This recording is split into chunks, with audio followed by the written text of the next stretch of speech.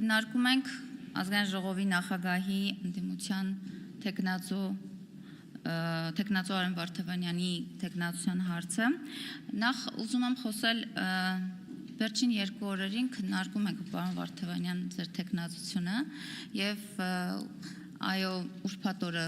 ձեր գործընկերը հայտարարեց, որ լքում եք ազգային ժողովի շենքը կամ դահլիճը այդ թվում նաեւ եւ ձեր բացակայությունը կարծում եմ վատ է այն առումով, որ ձեր մասին ելույթներ էին հնչում եւ դուք ներկա չեք եւ դա ձեր վերաբերմունքներ պետական ինստիտուտի նկատմամբ, հատկապես ազգային ժողովում պետական ինստիտուտի ձևավորման նկատմամբ բոլոր դեպքերում լավ ճիշտ չէր ձեր բացակայությունը, բայց նաև ձեր բացակայության ժամանակ ինչի ականատես եղանք այստեղ։ Մենք գազելներով ընտրատեղամաս բերել տեսել էինք, բայց նիստերի դահլիճում ելույթ ունենալու դեպքեր բերելու չէինք տեսել, որտեղ ձեր գործընկեր Տիգրան Աբրահամյանը այստեղ դրանոտ կանգնել էր եւ ձեր գործընկերներին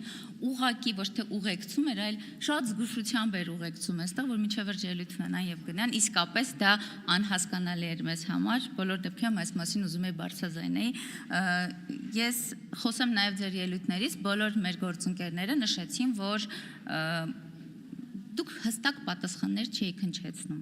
հստակ չէիք խոսում, մեր հարցերին ուղիղ պատասխան չէիք տալիս, ճիշտ է,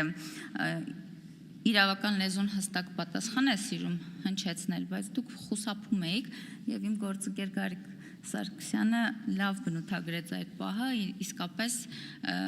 կարատեի մաստեր կլաս էիք ցույց տալիս, որը այնքան էլ լավ չէր նայվում։ Պարոն Վարդավյան, տեսակետ հնչեց, թե դուք արդարության փաստաբանն եք, տեսակետ հնչեց, որ դուք սատանայի փաստաբանն եք, իսկ իրականության մեջ դուք ուղղակի հարուստ հաճախորդների փաստաբան եք։ Ամեն դեպքում քաղաքացիական պայմանագիր խմբակցությունը ունի որոշում, բայց միշտ որոշմանը անդրադառնալը ես հանդիպել եմ Տիկին Գրիգորյանի այն հայտարարությանը, որ դա քաղաքացիական պայմանագրի պարտավորությունն է եւ ոչ թե բարի կամքի դրսեւորումը, բայց մենք պարտավոր չենք ընդդիմության բոլոր թեկնածուներին կողմ քվեարկենք։ Դա իսկապես նաեւ մենք սահմանադրությունը հարգում ենք, մեր կողմից դիտվում է կդիտվի նաեւ բարի կամքի դրսեւորում, բայց մինչ այդ մասին խոսելը ուզում եմ ասել, որ ձեր գործընկերը որքան էլ փորձեց այս ամբիոնից փչացնել ձեր ընտրությունը, իսկապես փչացնել ձեր ընտրությունը, լավ կլիներ խորհուրդ տայք, որ իսկապես ամփոփիչ ելույթում ներողություն խնդրեր սակրավորներից։ Եվ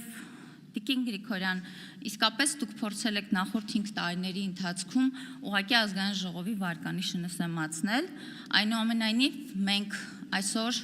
հարգելով սահմանադրությունը կոչ ենք արել նաև կառուցողական աշխատանքի եւ քաղաքացիական պայմանագիր խմբակցությունը ունի որոշում բավարար ձայնով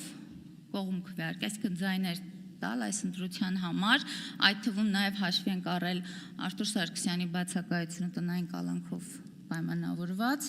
եւ իհարկե ավելացնեմ, որ դուք մեր 3 թեկնածուներին որևէ